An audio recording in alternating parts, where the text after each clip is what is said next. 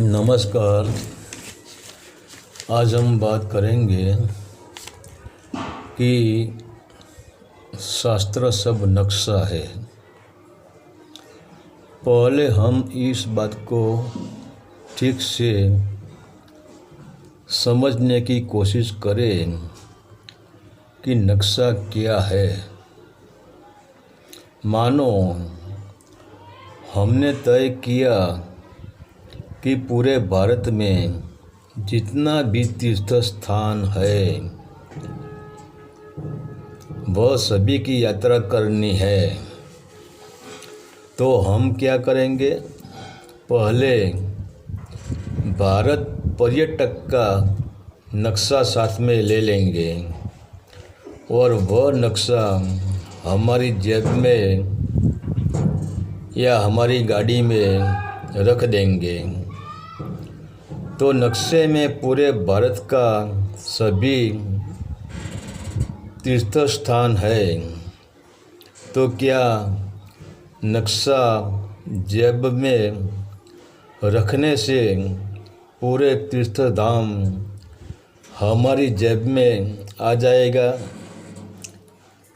और क्या हम नक्शे पर हमारी गाड़ी चलाएंगे तो गाड़ी तो हमें रोड पर चलानी होगी, और पहाड़ियों है तो गाड़ी से उतरकर पैदल चलना पड़ेगा। तब हम तीर्थ स्थान पे पहुंच सकते हैं। और मज़े की बात यह है कि जब हमारी गाड़ी रोड पर दौड़ती है तो रोड ही दिखाई देता है, नक्शा गायब हो जाता है।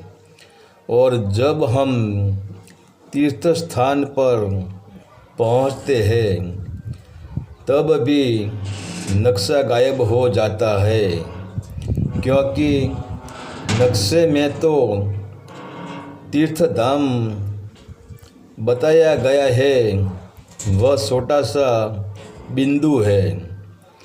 इस बिंदु पर हम कैसे पैर रख सकेंगे?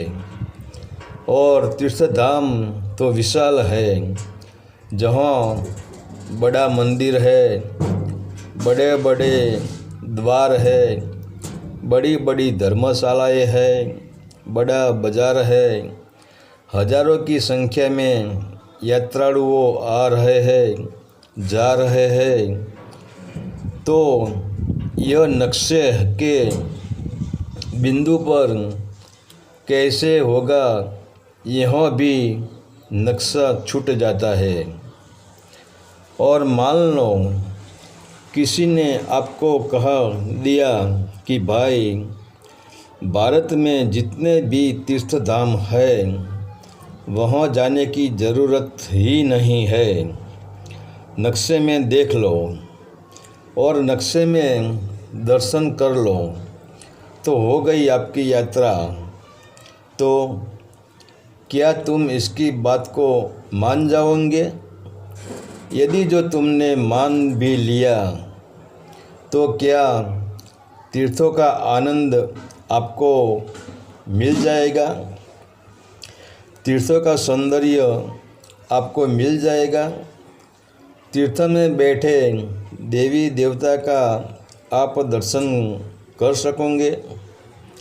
जो पहाड़ी पे चल कर पहुंचना है तो नक्शों में पहाड़ी पर चढ़ने का जो आनंद ले सकोगे और तुम तीर्थ स्थान की प्रसाद घर ला सकोगे। तो न नक्शे में मूर्ति के दर्शन हो सकेंगे, न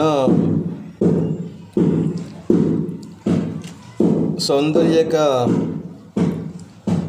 दर्शन हो सकेंगे, न पहाड़ी की चोटी पे चढ़ने का आनंद मिलेगा, न प्रसाद का भी लाभ मिलेगा। फिर भी मानो तुमने नक्शे में सभी तीर्थ धाम देख लिया और बाजार में से प्रसाद खरीद कर बांटने चले तो क्या तुम्हें प्रसाद बांटने का आनंद मिलेगा? और कोई आपको तीर्थधाम के विषय में पूछेगा कि तीर्थधाम कैसा था, तुम पहाड़ी पर कैसे चढ़े, तुमने दर्शन कैसे किए, यहाँ का सौंदर्य कैसा था, भक्त दर्शनों की भीड़ कितनी थी, तो तुम क्या बताओगे? तीर्थ स्थानों का वर्णन कैसे कर पाओगे? तो आज हम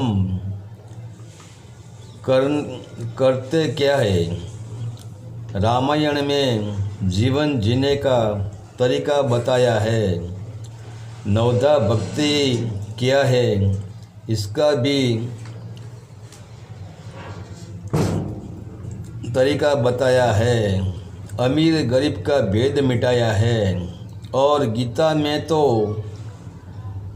भक्ति मार्ग से लेकर परमात्मा मार्ग तक कैसे पहुँचे, विराट स्वरूप के साथ पूरा इशारा किया है। हमारे वेदों में भी मैं कौन हूँ, तत्वमसि, नेति नेति और अहम ब्रह्मास्मि तक का इशारा किया है। भागवत में भी जन्म से लेकर मोक्ष तक का इशारा किया है। तो जो रामायण करता है वह राम जैसा नहीं बन सकता है। जो गीता की कथा करता है वह भगवान कृष्ण जैसा नहीं बन सकता है। जो शिव पुराण करते हैं वह शिव जैसा नहीं बन सका। जो संत मत करते हैं वह संत जैसा नहीं बन सका। इसका एक ही कारण है, हमने नक्शा पकड़ लिया है और इशारे को छोड़ दिया है।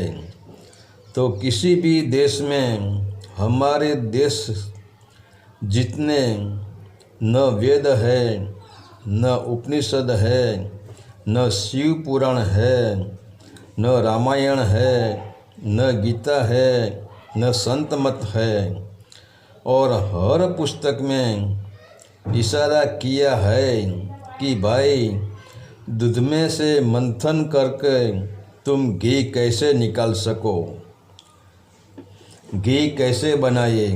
फिर भी हम पीछे हैं क्योंकि हमने नक्शा पकड़ लिया है और इशारे को छोड़ दिया है। हरि ओम तत्सत। आदेश का प्रणाम।